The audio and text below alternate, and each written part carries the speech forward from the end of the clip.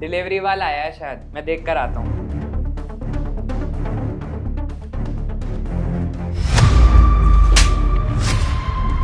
क्यों बुड्ढे, अब चलाएगा जुबान?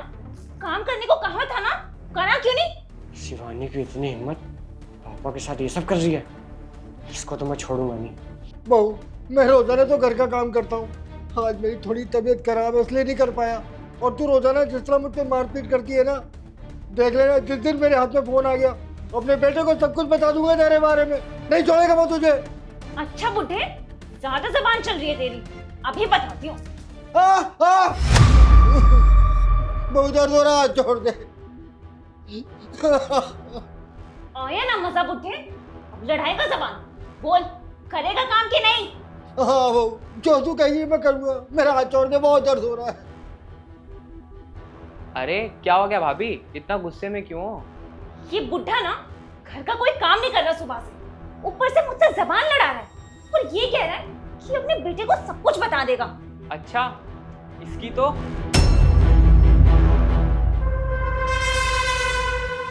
यार वीडियो कॉल तो अब भी ऑन है। अरे भाभी, क्या एक्टिंग करते हो आप?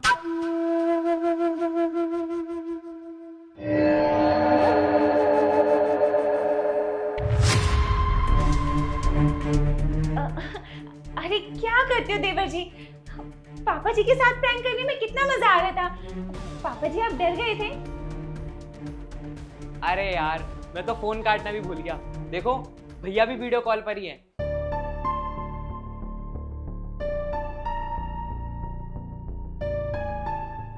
भैया, आपने देखा कैसा लगा आपको प्रैंक? हाँ अच्छा छोटे, तुझे पता है एक बार को तो मैं भी सोच में पड़ गया था कि शिवानी पापा के साथ ये सब क्यों कर रही है।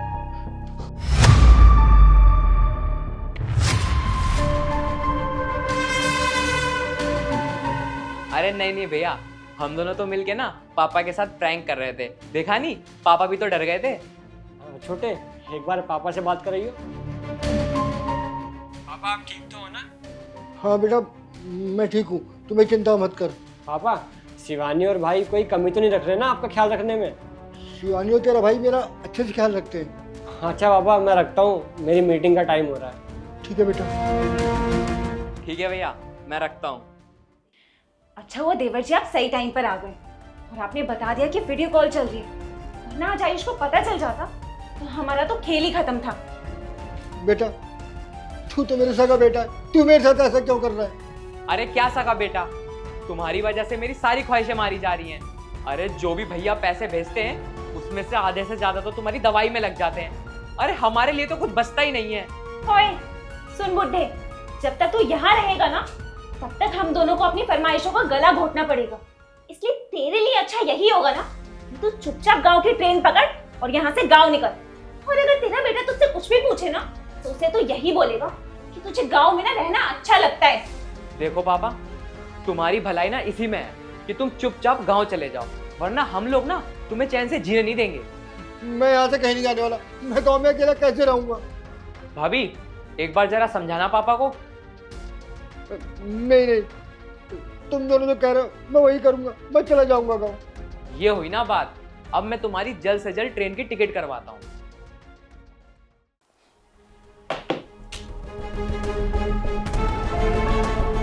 मुझे डाउट हो रहा है कि ये प्रैंक तो नहीं था, क्योंकि अगर प्रैंक होता तो शिवानी पापा पे हाथ तो नहीं उठाती। और तो और बहू, मैं रोजाना तो घर का काम करता हूँ, आज मेरी थोड़ी तबीयत खराब है इसलिए नहीं कर पाया। और तू रोजाना जिस तरह मुझ पर मारपीट करती है ना, देख लेना जिस दिन मेरे हाथ में फोन आ गया अपने बेटे को सब कुछ बता दूंगा तेरे बारे में, नहीं छोड़ेगा वो तुझे। और अगर ये प्रैंक होता तो पापा ये तो नहीं बोलते कि बहू रोज तो काम करता हूँ, मुझे जल्द से जल्द घर जाना पड़ेगा। हेलो छोटे, मैं ना इस महीने घर नहीं आऊँगा, मैं 2-3 महीने बाद ही आऊँगा, मीटिंग्स ना ज़्यादा हो गई है। ठीक। चल बुड्ढे, तुझे ट्रेन में बैठा के आता हूँ।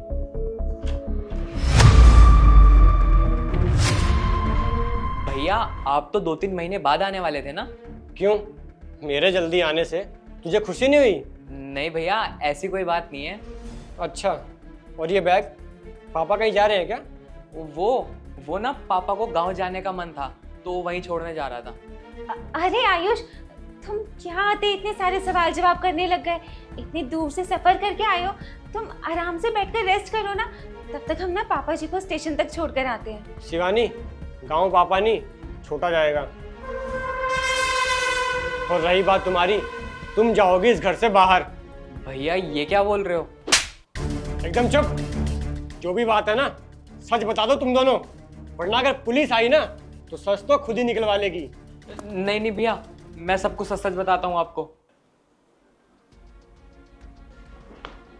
पापा, वो ना मुझे ना कॉलेज जाने के लिए बाइक चाहिए थी। वो बस में ना जाने में बहुत दिक्कत होती है।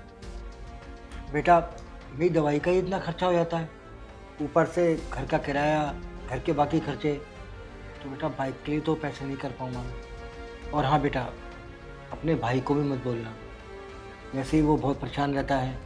तू बाइक की टेंशन देगा तो उसके लिए और मुश्किल हो जाएगी। पापा, मेरे सारे दोस्तों के पास बाइक है, बस मेरे पास ही नहीं है। वैसे भी मैं कभी कुछ मांगता नहीं हूँ आप लोगों से, एक ही तो चीज़ मांग रहा हूँ, वो भी पूरी नहीं कर सकते क्या? बेटा भी तू बड़ा तो हो जा, बाकी हमारे पास बजट होगा ना तो मैं तुझे बाइक भी दिला दूंगा। क्या हुआ देवर जी, उदास क्यों बैठे हो? अरे कुछ नहीं भाभी, पापा से बाइक के लिए बोला था तो उन्होंने मना कर दिया और बोला भैया से भी मत बोलो। दवाइयों का पैसा उनका जा रहा है और फरमाइशें मेरी पूरी नहीं हो रही हैं। क्या बताऊं देवर जी, मेरे साथ भी ना कुछ ऐसा ही है। मैंने आयुष से फ़ोन मांगा, उन्होंने बोला अभी अभी पापा का ऑपरेशन हुआ है तो नहीं दिला सकते। और ये तो कुछ भी नहीं है, वो तो हर चीज़ को टाल देते हैं। समझ में नहीं आ रहा भाभी क्या करें। क्यों ना देवर जी, हम आपके पापा को गांव भेज दें। भाभी जी, अगर पापा को गांव भेज देंगे तो उनका ख्याल कौन रखेगा? वैसे भी गांव में कोई रहता नहीं है। ठीक है देवर जी, या तो अब आप अपना सोच लो या फिर पापा जी का, क्योंकि पापा जी अगर यहाँ रहेंगे सारा पैसा उनकी दवाइयों में जाएगा और हिसाब किताब भी तो वही देखते हैं ना। फिर तो आने से रही आपकी बाइक। पर भाभी, पापा गांव जाएंगे कैसे?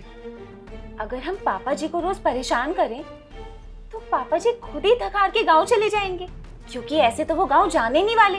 नहीं भाभी, हम पापा को परेशान थोड़ी ना कर सकते हैं, वैसे भी उनकी तबीयत ठीक नहीं रहती है।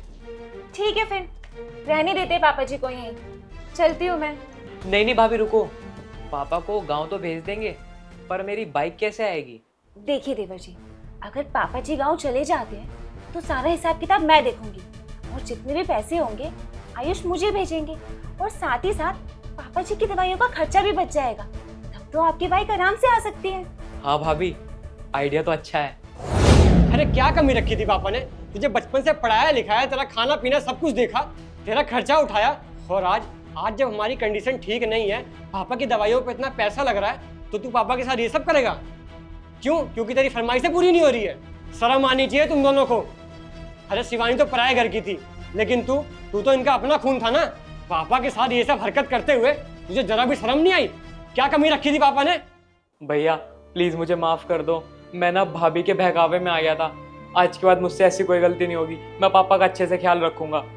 कोई बात नहीं छोटे, मैं समझ सकता हूँ कि तू अभी नादान है, बच्चा है, भाभी के भड़कावे में आ गया होगा, तभी तूने ये सब करा।